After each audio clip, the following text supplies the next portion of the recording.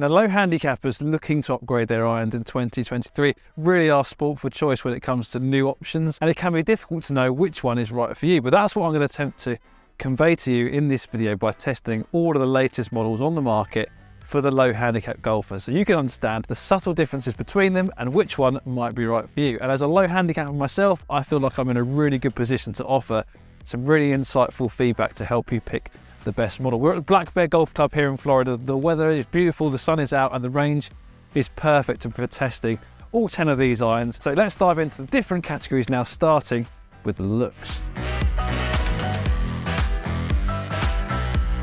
Starting with the looks, and obviously all 10 of these low handicap irons are relatively compact down behind the ball, designed to appeal to the eye of the better player, but there is some variation between the models within this test, starting with some of the larger heads. If you want something a little bit bulkier down behind the ball, you've got models like the Ping i230 and the Cobra King Tour, just offering something a little bit more generous behind the ball if you don't want to look down on something too intimidating. That said, if you want a really small looking head or a blade style looking head, there are some other options like the Titleist T100, the Mizuno JPX 923 Tour that have really thin top lines and really narrow soles. So if you're a competent ball striker, those are the irons you're probably going to gravitate towards. For me personally, I like something in the middle that's going to give me a little bit more top line, something with a slightly wider sole but isn't too large or offset. And there's a couple that really stand out for looks, and I've got them here. They are the TaylorMade P770, which I think has lots of shelf appeal. They've really slimmed down this iron versus the prior generation, and just ticks a lot of boxes from the looks point of view, apart from that toe screw, which I think is a little bit detracting from the look. But in terms of the profile at address and the finish on it, I think it really uses a lot of class. And then the Strixon ZX7, I think this is a fantastic looking iron, really clean, and down at address, it's just perfect really. The top line is thin, but it's not too thin. There's not much offset on there. The finish is quite light, and I think it looks great from the back as well. So these would be my two for looks: TaylorMade P770 and the Strixon ZX7 Mark II. So now we move on to the feel category, and this is a bit tricky because it is subjective. Player to player, people want to feel different things, whether it's something that's quite lively or something that feels as soft as possible. For me, I think I'm somewhere in the middle. I like there to be a bit of energy to the face, but also I like quite a soft feel and quite a short thud sound to it. And there are a few that really stood out in terms of the feel out of the middle. These are the ones that really had that wow factor out of the middle. I think that's something that you want from an iron. When you hit it out of the middle, it gives you that wow factor, makes you want to hit shot after shot. And the first one for me would be the PXG 0317 ST. This is a blade, but it's got this weight port behind the sweet spot here. And when you strike one out the middle, you're really rewarded with a soft, springy sensation. There's no vibrations that come up into the hand. The sound is fantastic. Yes, it does drop off a little bit more than the others off center, but if you're a competent ball striker, you're really going to enjoy the rewards when you hit the shots out of the middle with this club. The other one would be the Cobra King Tour iron. So this is one of the larger heads on test, but it has a milled cavity behind the bottom of the sole, and it's filled with an insert. So you're getting a soft feel from those dampened vibrations, and you're also getting stability from the slightly larger head as well. So that combination really works for me. And the other one is the Vega VMB. So this is, as the MB suggests, it's a blade, it's a one-piece forged club. And there's a lot of meat here behind the sweet spot, so you can see how much metal there is there behind the hitting area. As a result, you get a really soft, dense feel from this club. Yes, it's probably one of the least forgiving irons on test, but I really enjoy the feeling when you hit one out in the middle. Has a really nice sound and feel to it. So those are the three that really stood out. You know, if you prioritise a soft feel with a little bit of energy and liveliness off the face, I really enjoyed those three clubs. So now we move on to the forgiveness of these low handicap irons. And what we're seeing actually, despite these irons being nice and compact down behind the ball, manufacturers are able to build quite a lot of forgiveness and stability into a lot of these heads. And we're seeing some low handicap irons that are kind of one-piece forging becoming a bit less prevalent, and more irons with tech built in a bit more prevalent within the market. And there are a few that stood out for forgiveness and stability. The first one would be this Callaway Apex Pro 21. This iron's been around for a while, it's a few years old, but with that tungsten weighting in the head, it really does help stabilise the face. And I noticed that even though it's quite a compact head, it's surprisingly forgiving. I don't really like the feel of it. It didn't feel as soft as I wanted it to feel.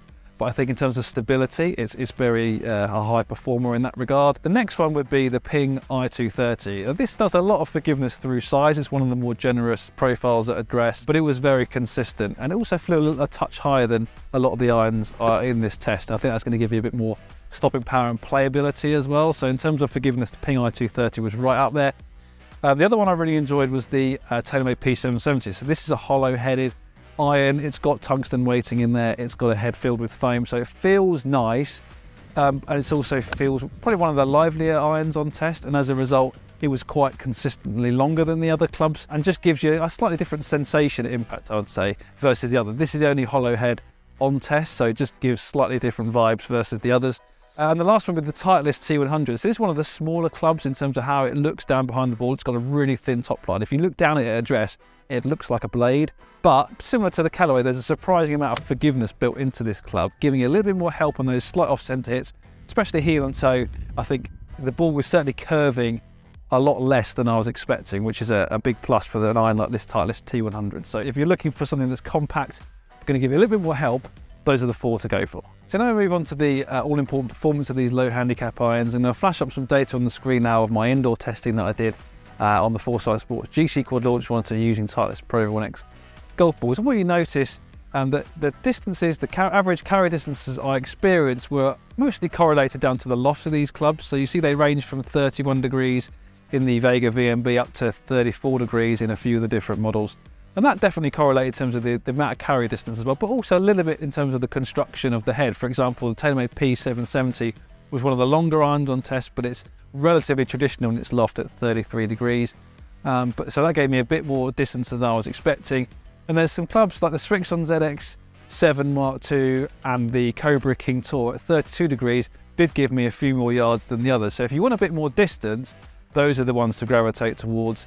And for me, I think I want something that's somewhere in the middle.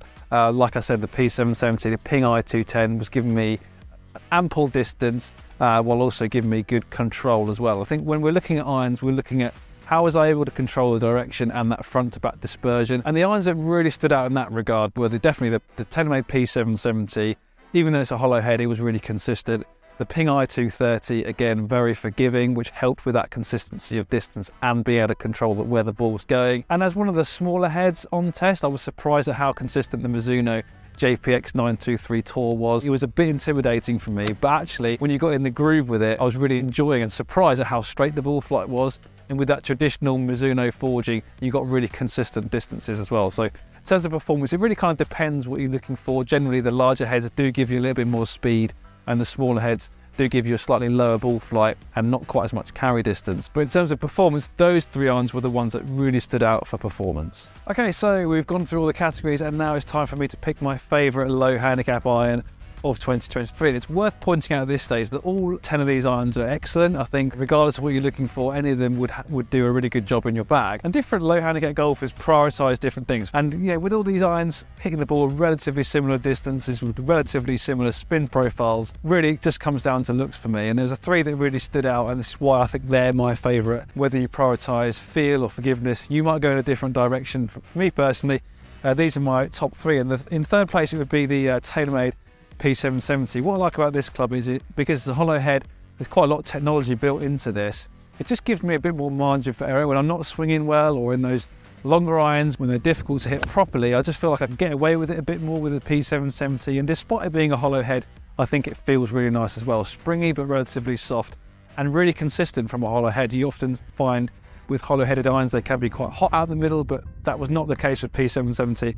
It was really consistent in terms of the carry distances it was delivering. In second place, it would be the Ping i230. Just pips the P770 for being a little bit more forgiving and a bit more consistent than the P770. A lot of that comes down to size. It is a little bit larger, but I quite like that, and I like the fact that it's got a lot of grooves and a white bottom groove in the face. It really helps me align the face at address. If I'm struggling with control of direction, I'm able to align it to my target a bit more easily. And I think it feels really nice as well. Even though it's one of the larger heads, it's probably one of the softer feeling heads, and just feels really stable. I like the impact experience of this Ping i230. So that's why it's the runner-up for me. But my overall favourite, might surprise you, it's a bit of a left field choice, but it is the Cobra King Tour. I think this is one of the best looking irons in terms of shelf appeal. I think it looks fantastic at the back. And it has a nice combination of being forgiving but also feeling really soft. This insert, CPU insert in the back, really does a good job of dampening those vibrations. So you get the feel almost of a blade or a one-piece forging, but in an iron that's a little bit more lively and a bit more consistent and very, very stable. Yes, it gives you a little bit more distance because it is stronger in loft. You might want to tweak those slightly if you go for a custom fitting. But obviously, I think the fact that it's got quite a lot of technology built into it and slightly stronger loft without sacrificing ball flight, you know, a lot of low handicappers still want a little bit more help on those off-center hits. This iron is delivering that. So for all-round performance and kind of appeal for the low handicap golfer, my number one choice is the new Cobra King Tour. That's all for me. I hope you enjoyed this video and found it useful, and it comes down to narrowing down your search for your next set of irons if you're a single-digit golfer. Do let me know in the comments if you found it useful, or if there is an iron that we maybe missed off and you want to know more about. Obviously, let me know. There's plenty of reviews on the Golf Monthly website if you want to check out those. But that's it from me from Black Bear Golf Club here in Orlando, Florida. We'll see you next time.